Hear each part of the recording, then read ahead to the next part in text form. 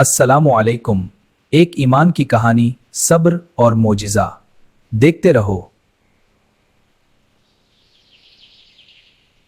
ایک گاؤں میں احمد رہتا تھا۔ شرابی تھا، اللہ کو نہیں مانتا تھا۔ اس کی بیوی فاطمہ نیک تھی، روز روٹیاں بناتی، نماز پڑھتی۔ ایک دن تندور جل رہا تھا، اذان ہوئی اور وہ نماز میں کھڑی ہو گئی۔ بچہ علی کھیلتا ہوا تندور میں گر گیا۔ فاطمہ کو چیخ سنائی دی مگر اس نے نماز نہیں چھوڑی، صبر کرتی رہی۔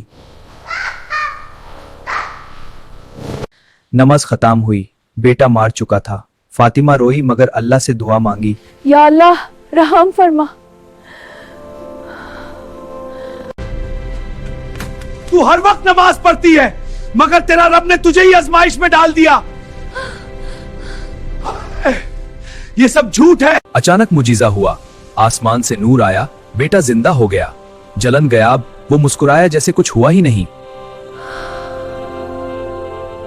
احمد نے معجزہ دیکھ کر آنکھیں کھول لی، وہ سمجھ ہو کہ گیا۔